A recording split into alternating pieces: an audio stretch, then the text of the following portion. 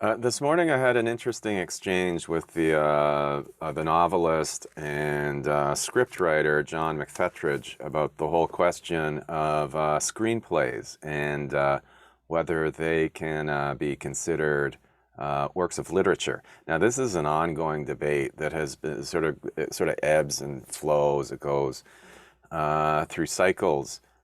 People tend to dismiss screenplays as literary works. It's a weird prejudice because theatrical plays are commonly considered works of literature.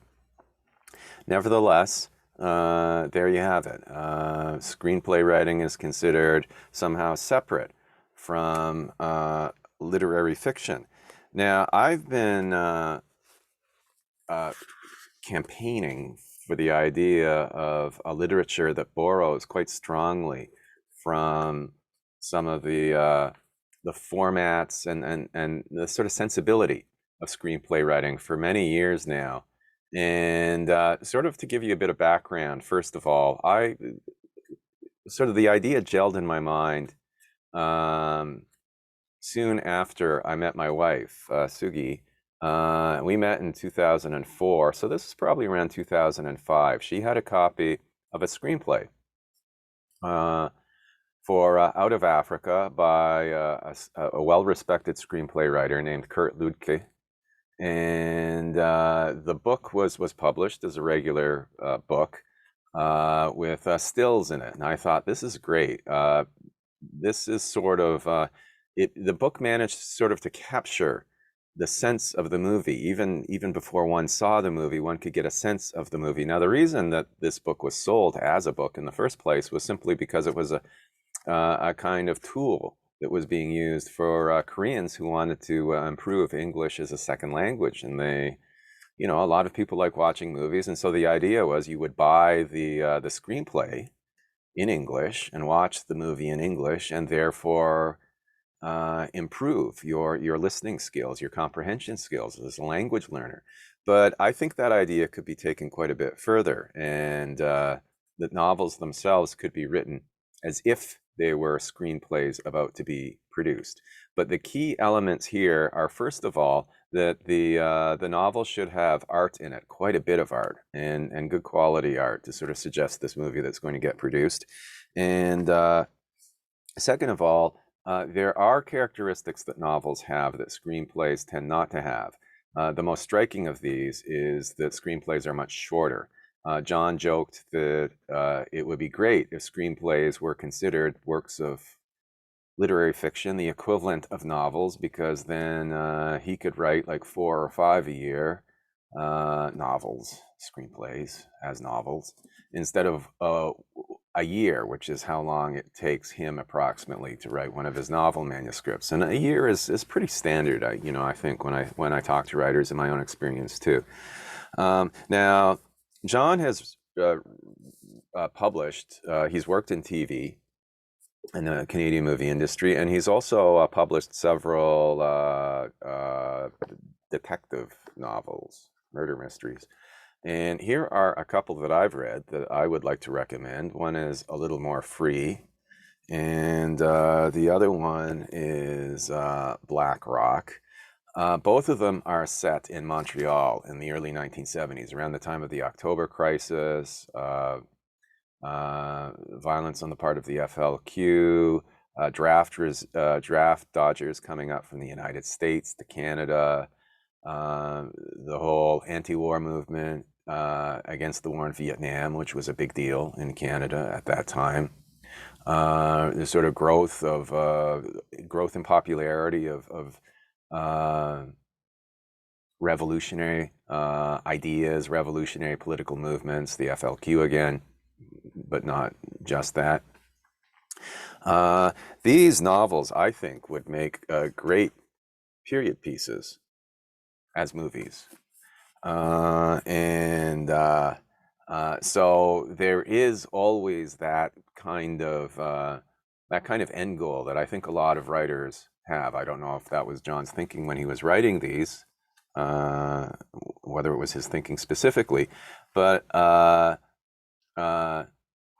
this kind of work lends itself, I think, very easily to a very sort of inspired kind of filmmaking, which is partly entertainment and partly sort of historical, serious historical uh, art. And I do hope that some producers in Canada start looking at these particular novels, because they would make great period pieces. Um, Another Canadian novelist, Canadian writer, who took the screenplay idea and published it as a novel, is named Michael Turner, and he wrote a book called American Whiskey Bar. Now, this was actually first screened on TV. It was televised on TV. It was sort of like an old style TV, live TV play, teleplay, and it was televised by City TV, and it was directed by Bruce McDonald. I remember the whole incident very well. There was a bit of a buzz around it when it first came out, and I actually saw it on TV when it was televised. Um, and for many years, I just assumed that's what the project was. I didn't know there was a published version of it, and then somebody mentioned that to me, and I finally picked it up a few years ago. It's an interesting project, and Turner himself has said that this is the first time somebody has ever done this. But I do have a couple of quibbles with this particular project. The first is, and then we come back to the whole issue of length. This book is around, when you look at, it's got an intro,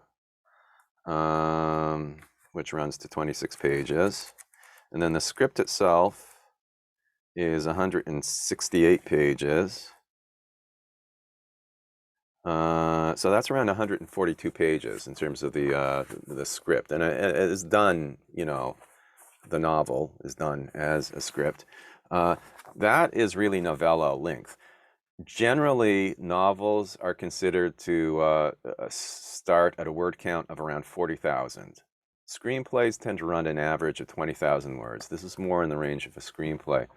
And as well, the text itself, the script itself, neither reads like a novel nor like a screenplay. It reads more like a play, like a theatrical play. And so that sort of atmosphere is actually quite strong in this particular piece. And then finally, the artwork in it are photographs. They're all done sort of in the same style. They're sort of all kind of artfully out of focus and so forth. I don't think they work. I think that the artwork, for example, in the Out of Africa book that I mentioned earlier, which are stills from an actual movie, work better. But my idea is you don't have to go through the whole painful process of producing a movie, the whole expensive, painful process of producing a movie, and the millions of dollars that entails. You can make still photos that are effective, that are sort of atmospheric and cinematic at a much, much lower cost. And furthermore, you can put drawings in. I mean, storyboarding is a big, big part of movie production during the first stages. And I did work as an illustrator when I was young, and I think that combination of atmospheric cinematic photographs, they're in focus, and storyboard roughs is a really good approach to take.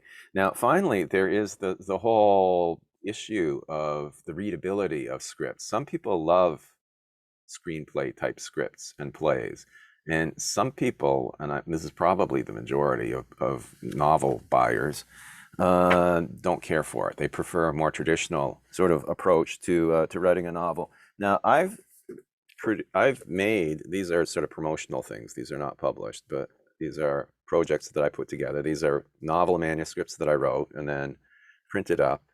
I'm not self-publishing, by the way. This is just something that I did for my own interest, and also in the interests of storing my piles and piles of paper a little bit more in a more coherent, organized fashion.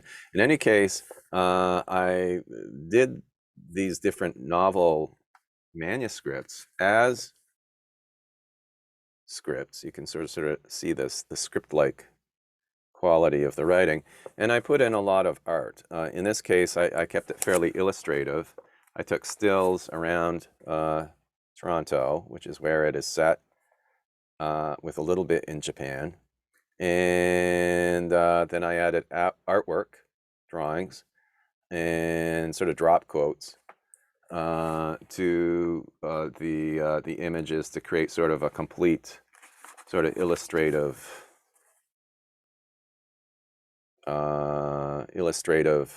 entity. And the book has a lot of art in it. I really put in as much art as I felt I could sort of reasonably squeeze into it. And I think that is important. It's not quite a graphic novel. Graphic novels are basically long comic books. It's more an illustrated novel. The whole idea of illustrating novels was very, very big in the publishing industry up until probably the beginning of the 20th century, and it's dropped off as a way of sort of producing beautiful, interesting books. I think the idea is due for a comeback.